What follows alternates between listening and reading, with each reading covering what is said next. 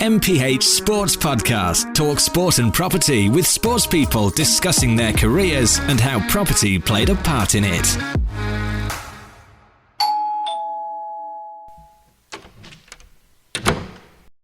Christian Doidge, welcome to Talk Sport and Property. How are you, my man? I'm very well, thanks, Lee. Thanks for having me on. Looking forward to it. Yeah, thanks for joining us, bud. And our first Scottish Premier League player to join the pod. Really? Yeah, we've not had anyone from the SPL yet. So, yeah, welcome. How is life in Scotland, mate? Raining as always, or? Well, it's actually really nice at the moment. Obviously, been up here a few years now, and I've probably had about a week of sunshine. So, really enjoying it. I'm in sunny Perth at the moment, and it's really nice. Got a day off, so I'm going to go out in the sunshine and enjoy my day. Good. Well, you know how the podcast works, mate. We're going to talk about your career. We're going to ask you some fairly awkward questions, and then we're going to talk about my favourite subject, which is property. So, right, let's start. 28 years of age, born in Newport, Wales, 360 career appearances, and a very impressive 140 career goals. Currently representing the number 9 shirt of Hibernian at Easter Road in Edinburgh. But life into football wasn't quite the easy road like others have experienced, was it, mate? No, I definitely didn't have the stereotypical start to playing football professionally. I had a lot of ups, I had a lot of downs. Obviously, unfortunately, I went for the academy system and just fell up short, probably about 15 years old, and, obviously heartbroken and stuff like that. So left the game for a few years and then managed to get my break at Dagenham eventually after about 3 years of not playing. So it's been definitely different, and very, very happy to get where I am now at Hibernian. Great football club and really enjoying it.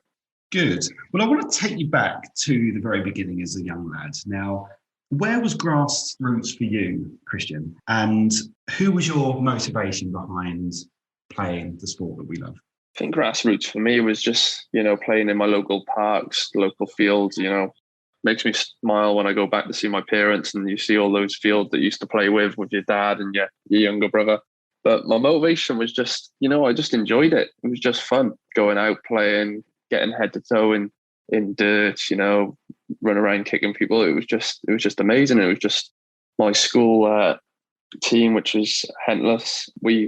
It was just all my friends. So, it was really enjoyable, and it was just a lot of fun. And, eventually I got picked up by Southampton, but for the time being, when I'm playing for Hentless with all my friends, it was amazing. And you just didn't think about anything else.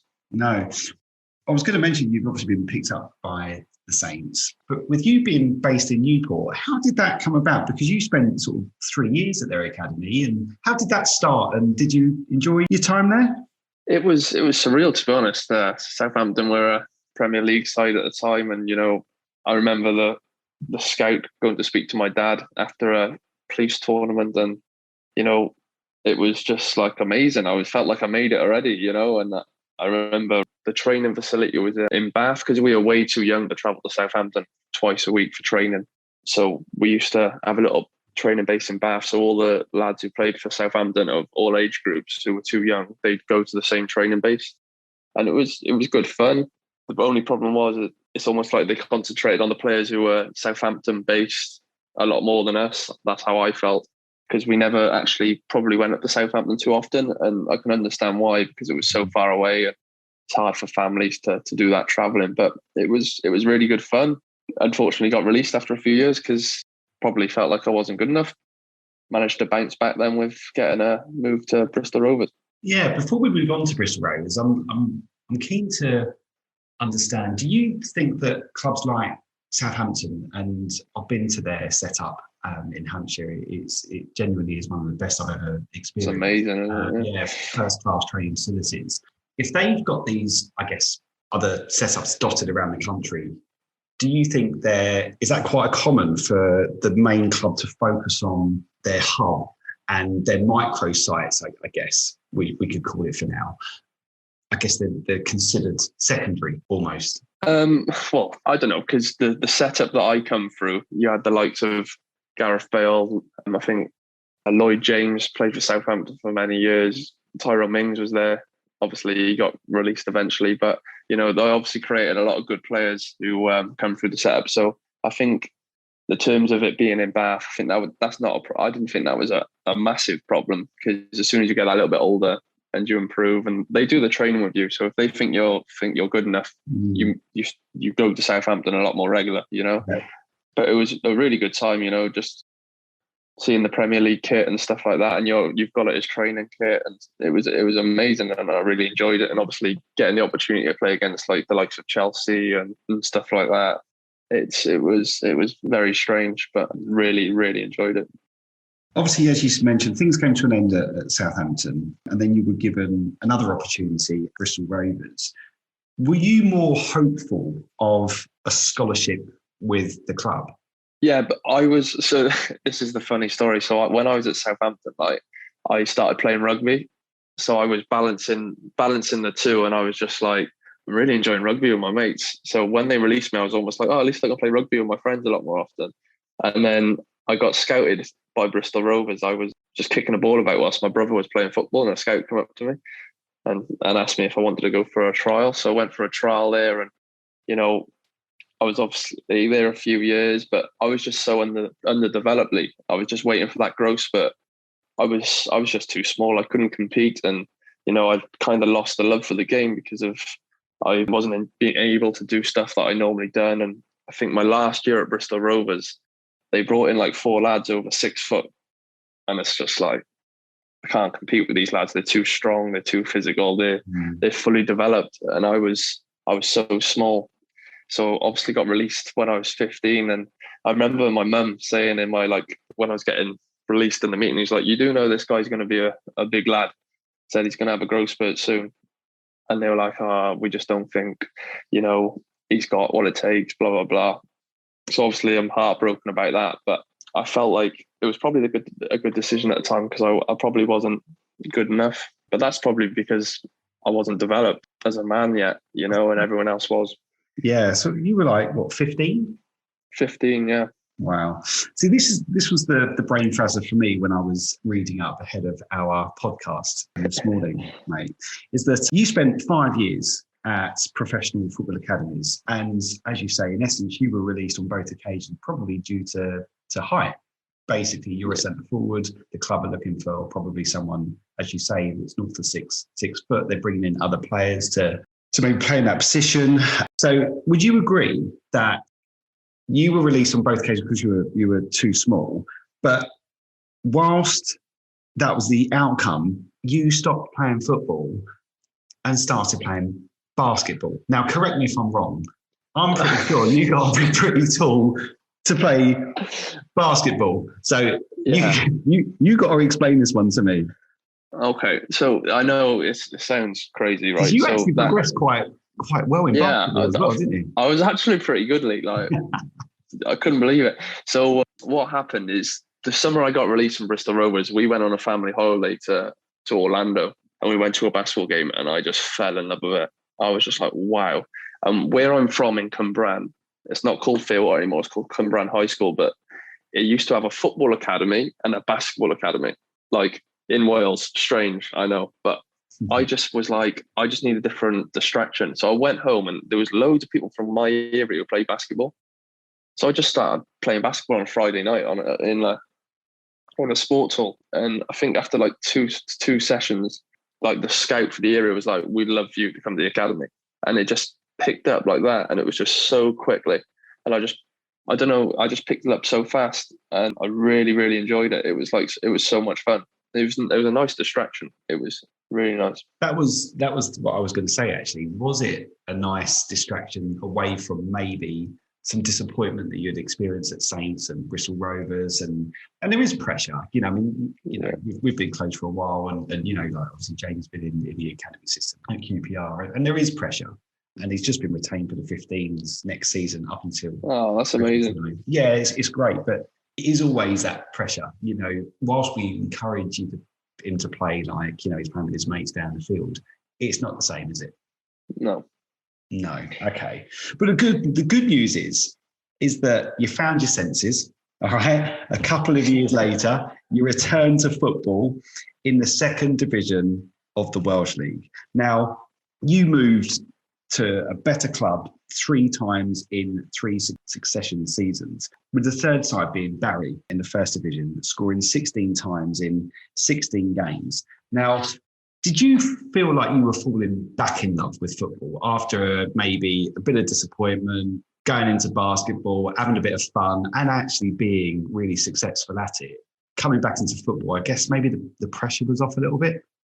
Yeah, with the basketball thing, I stopped because I felt like if I wanted to get any better, I'd have had to have moved away, and probably gone to a different country and tried out that way. And I didn't really have the heart for it, and I just started playing football with my mates who were in the football academy at the school I was at. So I'd train at basketball, and then the last 5 minutes, I'd sprint over to the football and play football. And the lads were all like, "You're too good just not to play."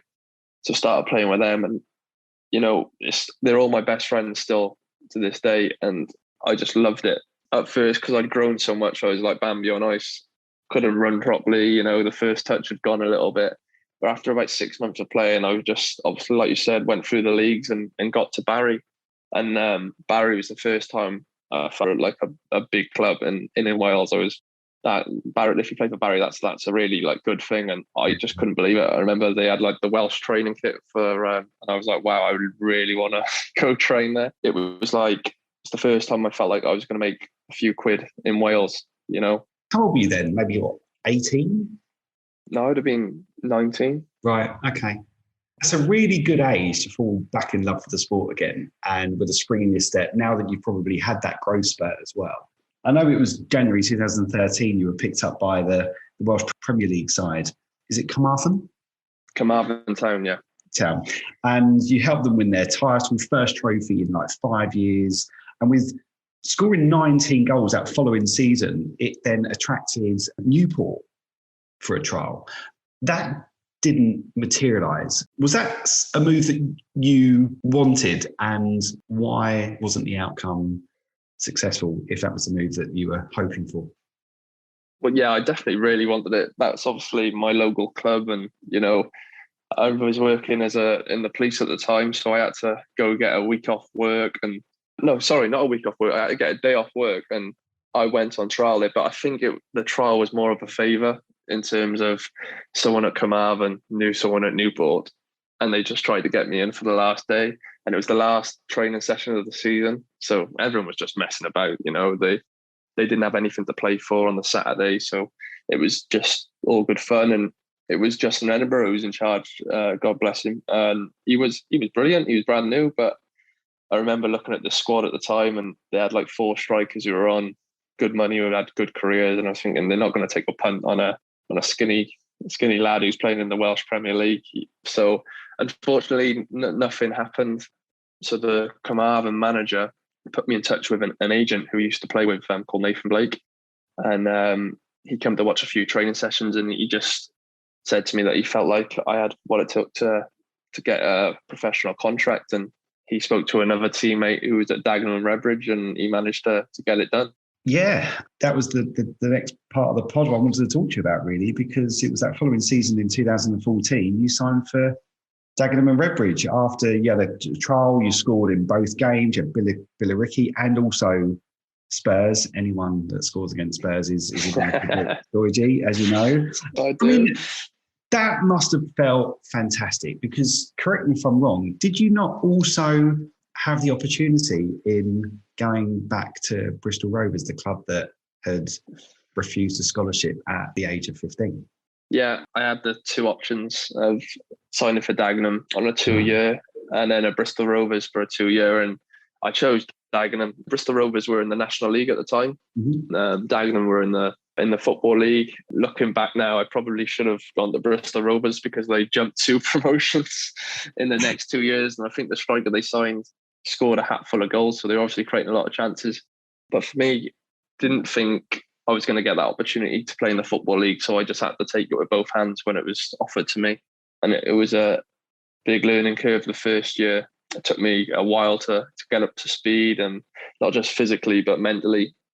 I haven't obviously trained as a full-time footballer before, so it was weird getting used to it, waking up every day and actually you have to be on it Otherwise, you get found out very quickly. And the first year was definitely learned a lot. And the second year, I felt like I was definitely good enough to be a footballer and have a good career. You know what? I didn't even think of that. You know, you mentioned earlier that you were working at the police force.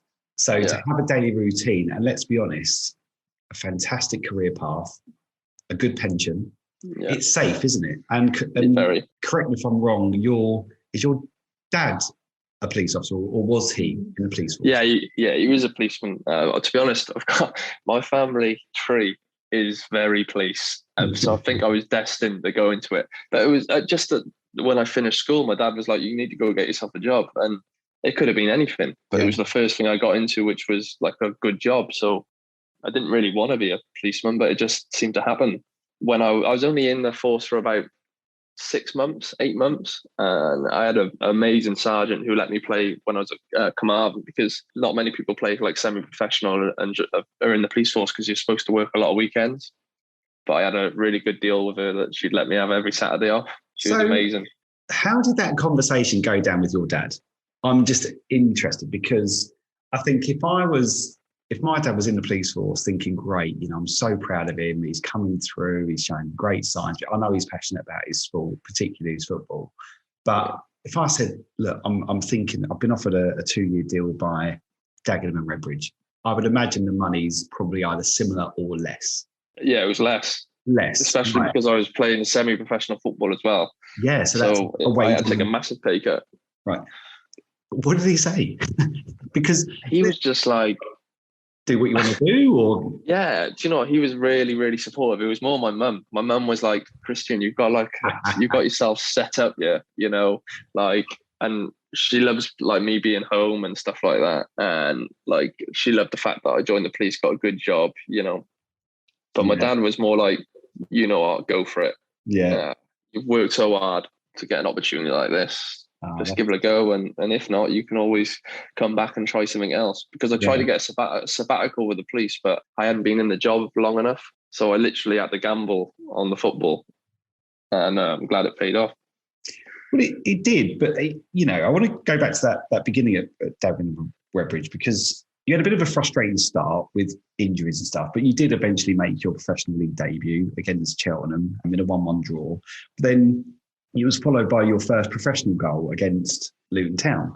I mean, knowing your very resilient journey in sport up until that point, both occasions must have been so fantastic for you and your mum and dad, and so, especially after knowing what you'd gone through, what you're sacrificing, especially with the police as well, Christian. You must have been buzzing, mate. Yeah, it was amazing. You know, making your debut in the Football League, it was a surreal feeling. And just like, I remember speaking to my mates after, and they're like, "What? Like, how has that happened?" And I was like, "I do not know. Like, it's been a mad story." And to get my goal against Luton, that was, I think I come on for the last 10 minutes. We were losing like 3-0, and just went on and tried to make an impact to try and get in the team. And it was just the perfect cross, and I just knew straight away. And it was an amazing feeling. Amazing. Your second season at Dagenham was where I felt your career was probably the turning point. You finished the season as top goal scorer, but not only did you win the club's Player of the Year, but you also won the fans' Player of the Year too. Would you agree it was that season that maybe you were starting to turn into the professional that you had always hoped to be? Yeah, I felt like the second half of the second year at Dagenham was where my career really kick-started, and I felt confident. And I think a major part of that was a new manager in John Still. He's been in the game a long time and very experienced, and I think he's worked with a lot of strikers like me in his career, so he was really good with me, and he just made me feel 10 feet tall. And I went out there with no worries and just tried to play football the best I can. And he didn't try to change anything about me. He really helped me, and he was really good for me. And that's where I felt like I was really making an impact on my teammates, and obviously scored a few goals. Unfortunately, we got relegated that year, which was a shame because we had a great squad. I think that squad now would do very, very well in League Two, because the players they had were amazing, and it was definitely very disappointing. But that was definitely the place that kick-started my career. And was that the reason why you left to sign for Forest Green that following summer? Yeah, I was a little bit homesick. Forest Green is only about 50 minutes from my house. Mm-hmm. And they were like a really up-and-coming club. They just sold it to me, the presentation they made for me when I signed. Mark Cooper, the manager at the time, he sat me down and explained everything to me, how they were going to play. And I really wanted to go somewhere and score loads of goals. And I had offers to stay in League Two, but, they had other strikers there who were probably a lot more experienced than me. But at Forest Green, they were like, you're going to be the main man. I want you to lead us down the line and get us promoted. So I wanted to go there as a challenge, and obviously it being closer to home, that was great. I'd just been living in Romford for 2 years in a 2-bedroom apartment with 5 lads in there. So I needed to get homely. And Forest Green, amazing football club, absolutely amazing. I know you're very passionate about it. I'm now going to give you some airtime to talk me through that historical moment at Wembley, May 2017. I know you absolutely love this goal. I remember us going out for dinner and we went through the YouTube video of it because I was unaware of the goal that you scored. But I want you to talk us through it and why it was such a special day for the club. Well, I think at the time, Forest Green were the longest serving National League side. And there were so many things about Forest Green saying they were pumping so much money into it and people were going there for all the wrong reasons. So Dale Vince, the chairman, he really wanted to get into the Football League. He's quite vocal about what he wants to do at the football club. So it's quite a lot of pressure on doing it that year. And we had a lot of big turnaround of players that season. And it was just, I think we were 9 points clear with 12 games to go. And we lost to Lincoln. We were 2-0 up. And then they beat us 3-2. And then they just, with the Cowley brothers, they just went on a mad one and didn't lose a game. So we'd gone from being in an automatic position to getting in the playoffs. And luckily we hit a good bit of form before the playoffs. And obviously we got to Wembley and played Tranmere. And it's a one-off game. And luckily we won it. And I scored a goal outside the box. Obviously, I've shown a few people that YouTube clip because I don't score many from outside the box. So I take full advantage of that one. But yeah, great moment because, I went there to score goals and get promoted and go back to the Football League, and we were able to achieve that. So it was a very proud moment. That goal probably also brought its nice problems because it also attracted interest and supporters from other clubs, Christian, to the point where Forest Green agreed a deal with Bolton Wanderers to take you up there on loan with a view of them making the move permanent. Now I can imagine that's probably a dream move for all parties because the deal was worth around £1 million, which I'd imagine the value of that for a club like Forest Green was absolutely enormous on the back end of their day at Wembley. I think it's probably best I let you explain what had happened because I was very much involved in this with you. But yeah, probably over to you, Doidge. Talk to us.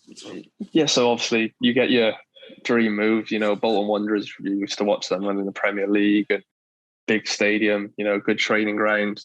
It's completely different to where I'd just come from, and I've played for Dagenham and Forest Green, and all respect for both clubs, but they're a lot smaller than Bolton Wanderers, and they were in the Championship, and you looked at the squad they had and to play with them, and I couldn't turn it down. It was a great opportunity for me. As soon as my agent told me that they were interested, I tried to push it through. And, in all honesty, I loved every second of when I was there, but because the lads were brilliant, great experience to play in all these stadiums and play against these players that you've seen on the telly. So it was really good fun. Unfortunately, the chairman, when he was signing me, he wanted to sell the club as soon as possible. So he was hoping that the transfer fee would get paid by someone else. So he was trying to sell the club as he bought me. So he was just passing the buck on to someone else. And the day come where the money should have been paid and no one could hear off the owner or anything like that. The signals weren't great when I first turned up because the lads hadn't been paid for 2 months. So it was quite an unhappy camp. And it was definitely a difficult task for the players there that year. Obviously, they all had the big mortgages and stuff like that, and they weren't getting paid. And luckily for me, I was still, because I was on loan, I was still getting my money from Forest Green. So financially, I was okay, but a lot of the lads were were struggling, and it was hard to see. And yeah, it was a strange time. It was a strange 6 months. Obviously, as soon as I got up there, I wanted to buy a house in Manchester and really set up base. And you come up to see me a few times, and it was very unfortunate because I was ready to set up base and play for Bolton as long as my contract, because I did enjoy it. But it's just a shame that the owner made that very difficult. I know we'll talk about your house purchase stroke abortive sale later in the pod, but I remember that day where you called me to say this isn't going to happen, and then taking a picture with a large glass of red wine going, I need this now. But that wasn't the end of it, was it? Because I remember Forest Green then pursuing it with Bolton legally. I know your chairman was doing his nut, wasn't he? Yeah. But look, it wasn't all doom and gloom, because June 2019, you signed for Scottish Premier League side Hibs. I'm on a 3-year deal, and within, a couple of months, you score your first professional hat-trick at St Johnstone. How did you feel when the Hibs opportunity came about, mate? And how has the last 2 years been, with settling into a new country, expectations of the club, the fiery fans at Easter Road, and COVID, I guess? Yeah, so the Hibs move come about. They actually tried to sign me like 2 summers, and the 2 summers before, I always just didn't, I don't know what it was, and I just didn't fancy Scotland. And I think I can speak on behalf of a lot of footballers in England. They don't really think the Scottish football is something where they want to go. And I couldn't have been any more wrong. I turned up absolutely amazing. Obviously, you've been up to Edinburgh a few times. It's an incredible city, the football club, the fan base, it's definitely the biggest club I've ever played for. The training facilities, the stadium's amazing.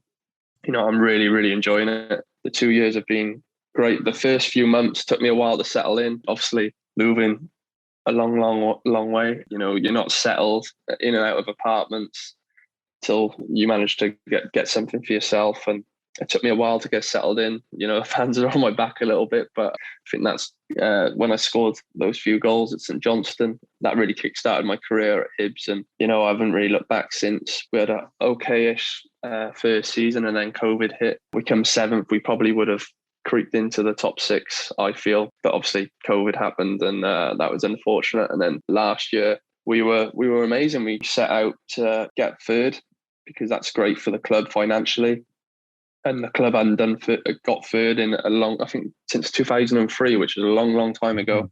We got to the Scottish Cup final. Unfortunately, we lost that one. But I think if we'd won that, we probably would have been one of the most successful Hibs sides in history. And, it was a hard year without fans and stuff like that. But definitely a year that, as a squad, we were very proud of.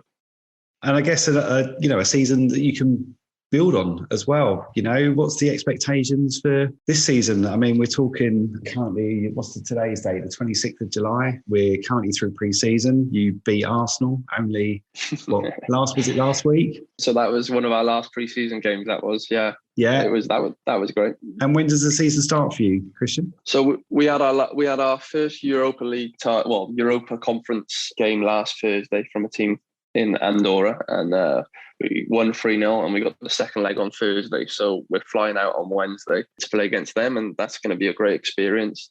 I come on for the last 10 minutes of the first leg. I didn't touch the ball, but got a yellow card. Listen, so nothing changes there then. No, just I got COVID, so I'm like 2 weeks behind all the lads. Yeah. So a little bit rusty at the moment, but I'm getting there. Hopefully, I can get a few more minutes on Thursday, just before we start the season against Motherwell at home.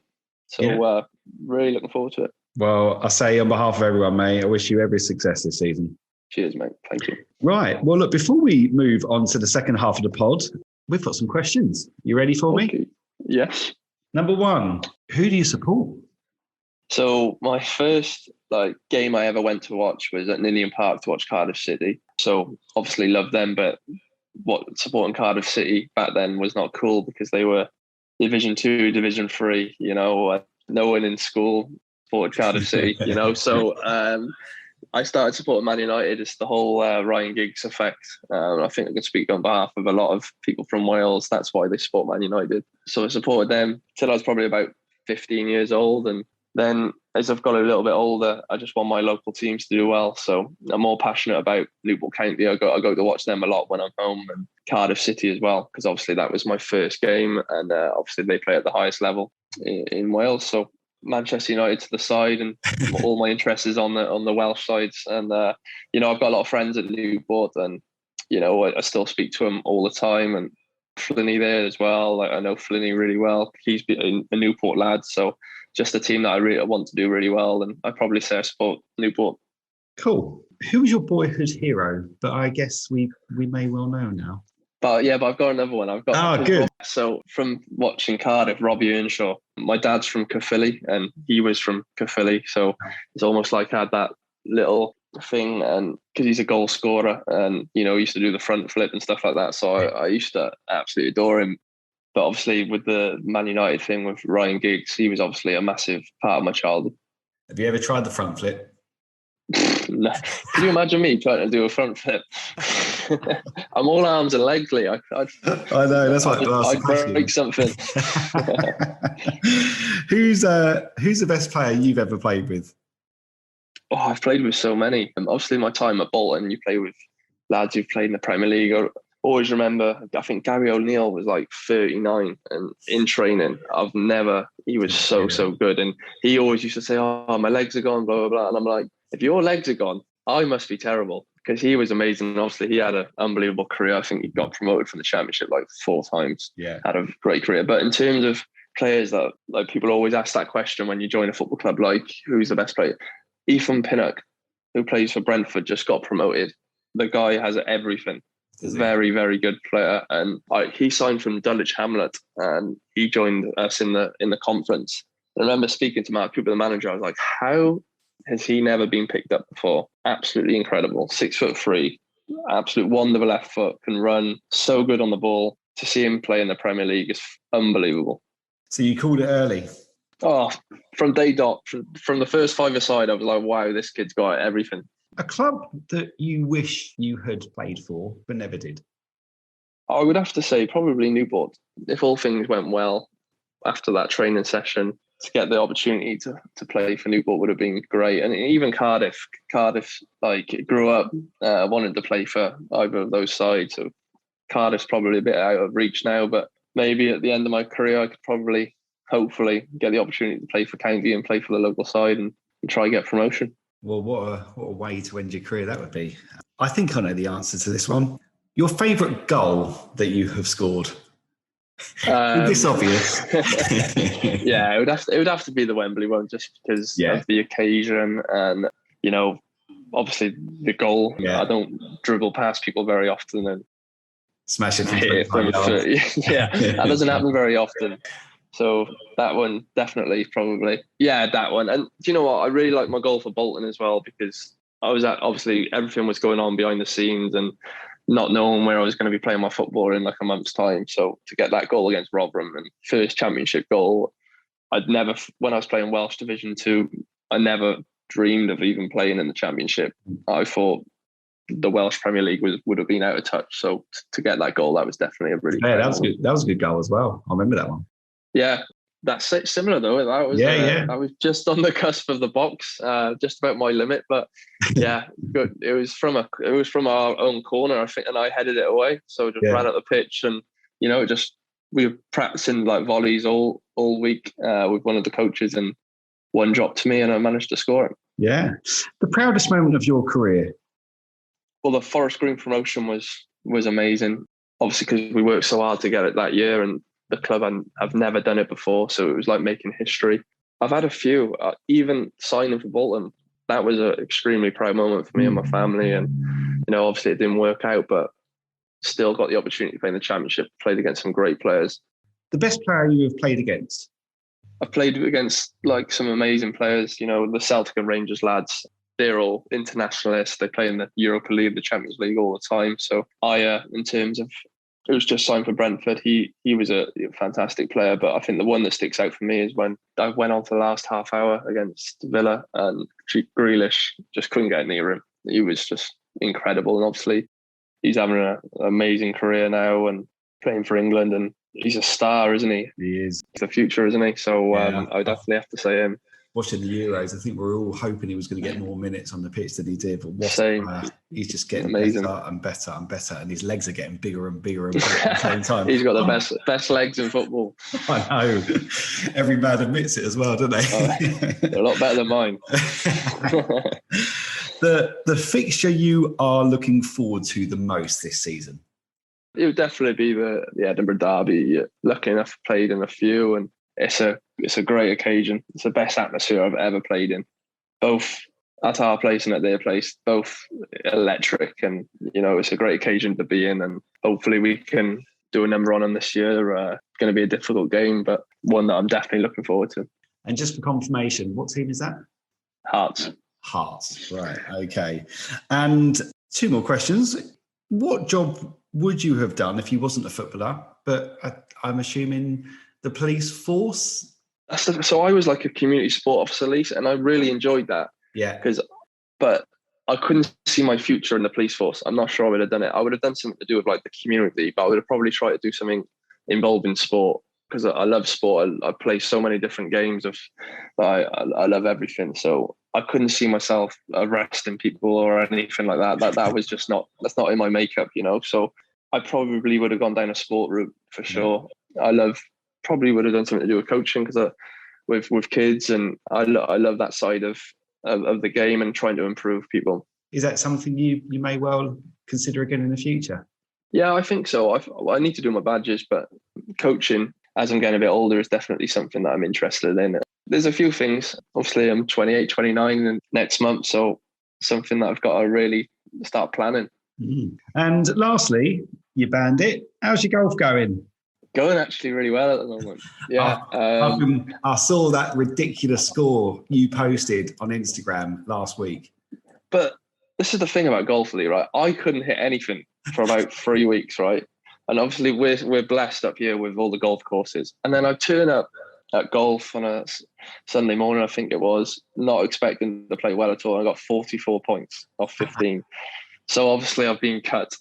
And I played a few days ago and got 37 off 13. So going really, really well. So I'm getting cut again because I haven't got an official handicap. So at the moment, I'm just taking all the money off the lads.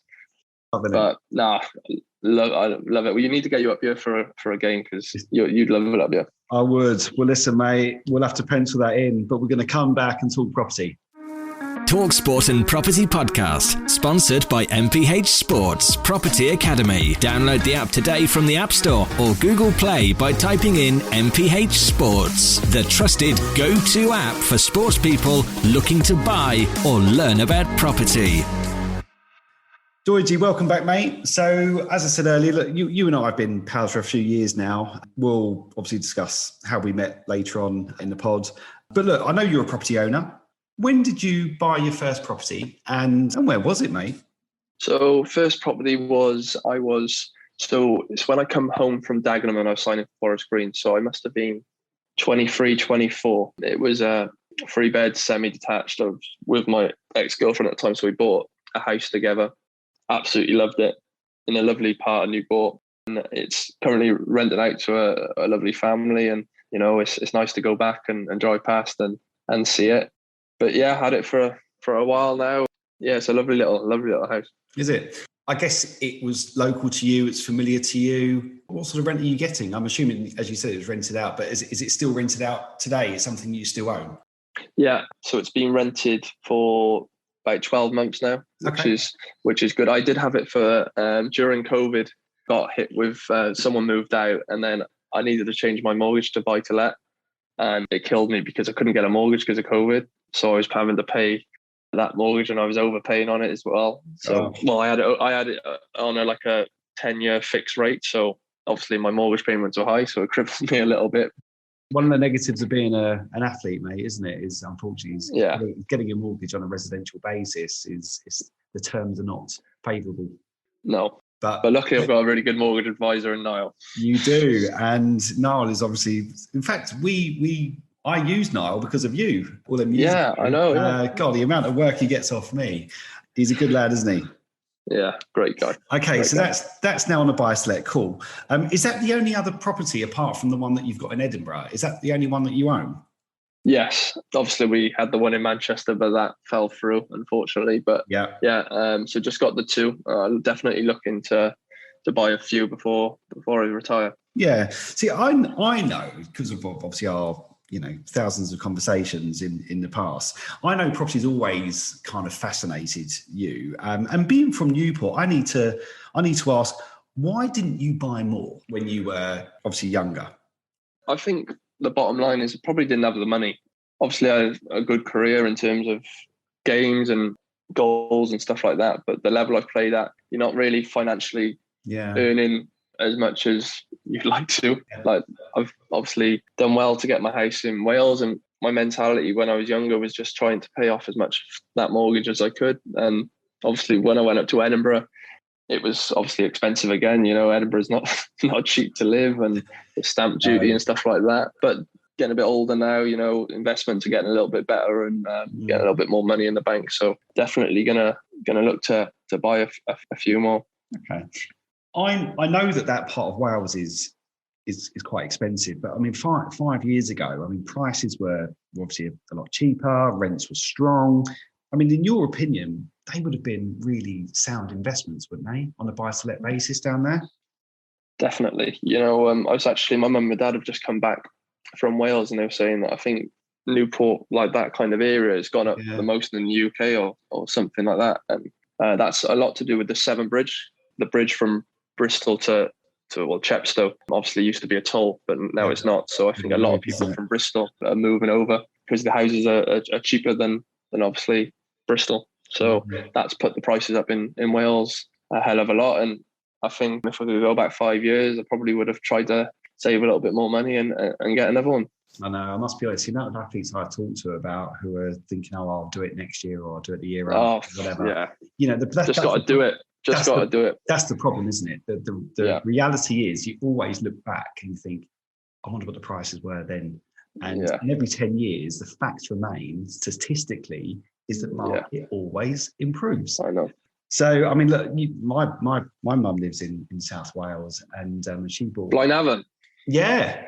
And I look at the prices around there now, and I'm thinking, oh my God, why didn't I sort of nick a few back then when she bought? Because, as you say, with the toll bridge now being complimentary as you walk through, it's been removed. I mean, the amount of English that are moving into Wales, it's incredible, isn't it? Yeah, definitely. And you can go as far as Cwmbran, even your Pontypool, your Blaenavons, like that is not far from the bridge at all. You're looking at half hour, and everyone commutes to work, so that's not a problem. And if you want to probably get something a little cheaper, if you live in Bristol or Gloucestershire or anything like that, I definitely look up across the bridge.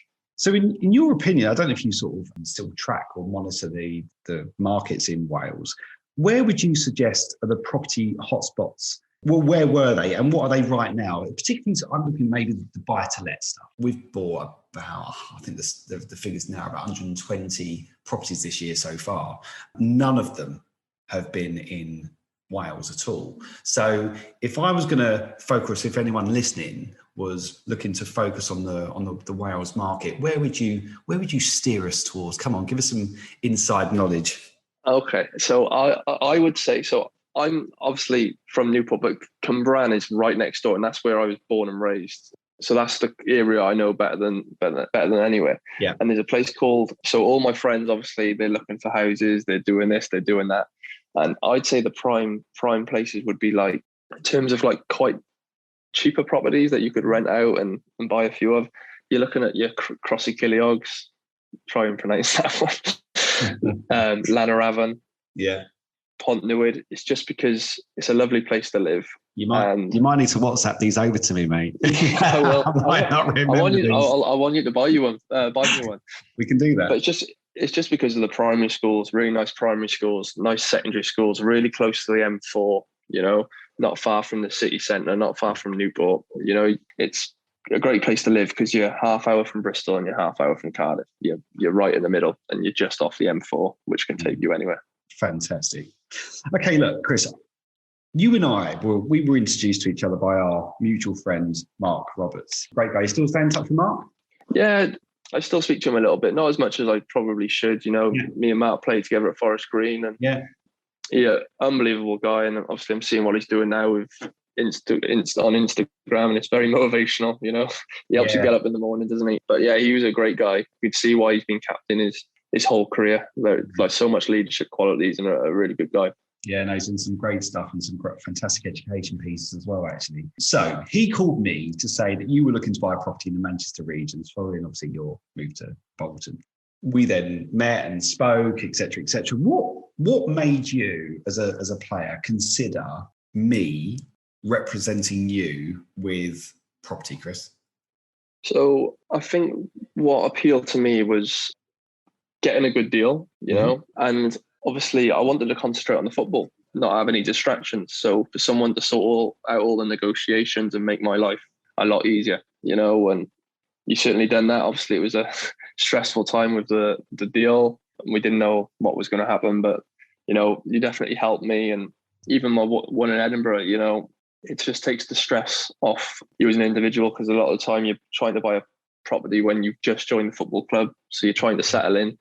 You got loads of things to think about. It just makes your life a lot easier, and helps when you get a good deal on the property that you're moving into.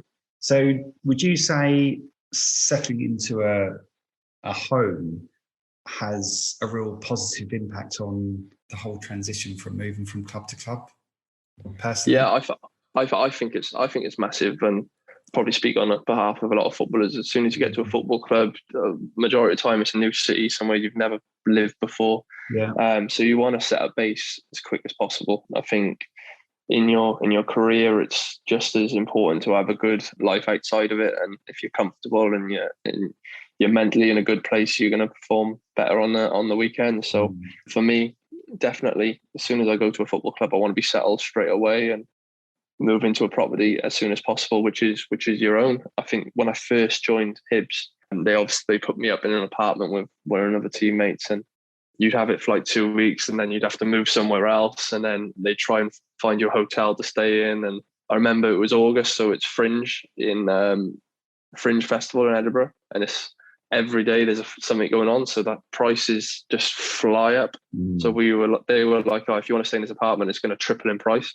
So then we'd have to try and find somewhere else. So it can become very stressful. So to get a place as soon as possible, because got it done pretty quickly, really, didn't we? Yeah, we did. I mean, I felt honoured the fact that obviously after the whole Chorley purchase, we had to withdraw from it at the last minute, and it's such a shame we found you such a cracking house. I go on my phone sometimes and I have a look at photos of it, and I'm like, oh, that would have been nice. It would have been nice. But I remember we actually managed to negotiate the stamp duty as part of the price at the time. Yeah. Oh, we got an absolute belting deal, didn't we? Yeah, but, thankfully we withdrew. I think we literally only lost our 500 quid reservation, didn't we? That was we lost in the whole transaction because of obviously the Bolton move didn't happen. But, I felt very honoured at the fact that, you called me, you said, look, it's going to be announced in moves. Can I fly you out? Because I need you to now help me find another home. And it was great, you paid for my flight, you paid for my hotel, and we had an absolute blast. We had a good couple of nights out. But the fact that you gave me a couple of weeks prep, I managed to call the agents. We identified a few little pockets of Edinburgh that you wanted to live in. It allowed me to speak to some key people. We arranged all your viewings ahead of my arrival, because the Scottish system's different. The Scottish buying a property is completely different. And I know that one day, I think we had like 9 viewings, but we did see one, and those negotiations were hilarious. Can you remember how we secured the property you're in now? Yeah, I remember. Well, I can't remember her name, but she comes from a family of Hibs supporters, doesn't she? So that helped secure the deal, didn't it? Didn't you offer a signed shirt? Or? The thing is that so many properties we had seen was either through the agent directly, or we saw a couple of new builds, didn't we? We drove a little bit further out. I think one was by the race course, wasn't it? Yeah, so we went to Musselburgh, Musselburgh, that's it. We saw some lovely big detached houses there, and you're like, oh, look, check this out. I was like, listen, you got to think we are in the middle of nowhere here, though. You know, you can have the 4-bedroom detached house if you want, or we can think about the location. And we found this massive 2-bedroom split level apartment, double balcony, little astroturf garden, over 2 about 1,400 square foot, 2 massive bedrooms, 2 bathrooms, 3 toilets. It was lovely, wasn't it? Underground parking. Obviously, you had a nice car at the time, so we wanted to give you that little bit of protection there. Opposite David Lloyd, but the view was fantastic. The problem was, as soon as we saw it, we both looked at each other going, "Oh my God!" And then she then said, "Well, there is multiple offers on this, so you're going to have to go back to the agent quite quickly." Yeah. So I'm thinking, oh, for God's sake, you know, we've been viewing properties all day. We say the best till last, and we're now going to be involved in some ridiculous bidding war. And it was only when I said, well, you know, out of interest, who do you support? And she said, him. So absolute result. And she said, Dad had been a season ticket holder for years. You know, obviously from our point of view, it was great because I asked her permission to exchange numbers and we negotiated the deal with her directly. So I could then just report to the agent that, listen, the deal's done, cancel all offers because we've agreed to progress forwards. And to be fair, the fact that I could liaise with her directly throughout the process just made things clean. And you're still there. We've done really well out of it. We've done really well out of it because you got the fridge freezer included, the washing machine, the tumble dryer. Yeah. You know, it was. And she'd only just bought them as well. Yeah, exactly. The brand spanking new. So I didn't have to worry about that when I first moved in, which was great. And I love the apartment, really do. I've done a lot of work inside now, and it looks a lot different to how it did when I bought it. But really enjoy it, really love it, and I'm going to try and keep it forever. Yeah, I'm obviously I've been lucky enough to have stayed there, I think, with you a few times now, and it's a fantastic location. I mean, Edinburgh City's brilliant. We've had a couple of great nights, haven't we? You know, it's amazing. And we're not too far from the city centre, are we? We're like 15-minute drive. Well, it's like 2 miles, but you know what the traffic's like. And well, we tried to take into consideration where Easter Road was and your training ground, but you said, look, I don't mind driving a little bit further to the training ground because, you know, I can get up and have a coffee and I don't mind the drive in. It gives me a bit of time to wake up, whereas it's a little bit, it's more convenient.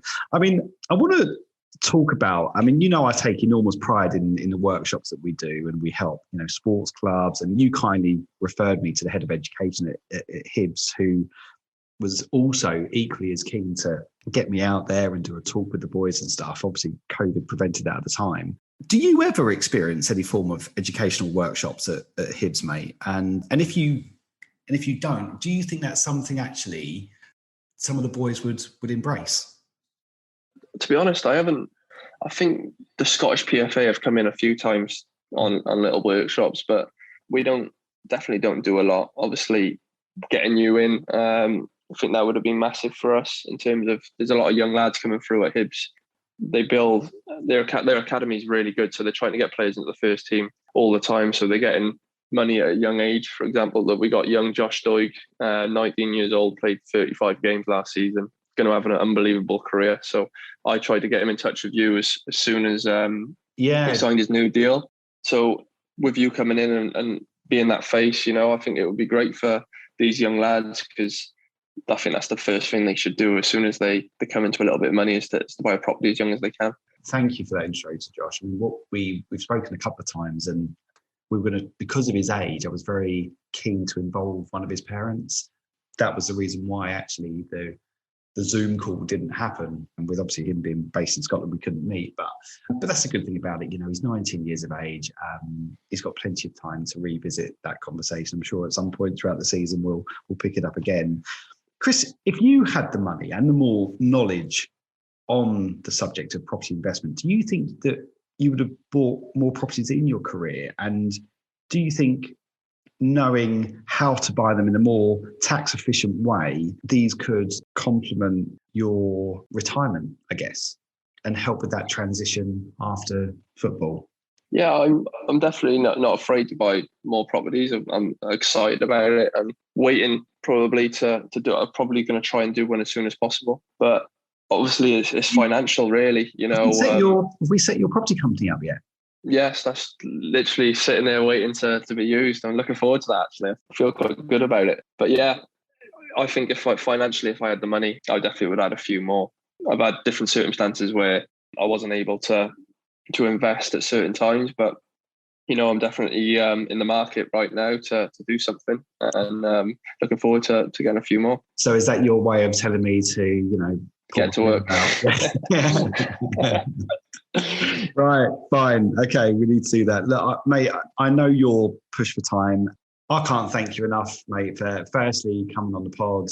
I love our relationship, mate. I love your banter. It's thanks for all your support, mate. You've always been my pleasure. First class. When are you next coming back? Oh, never.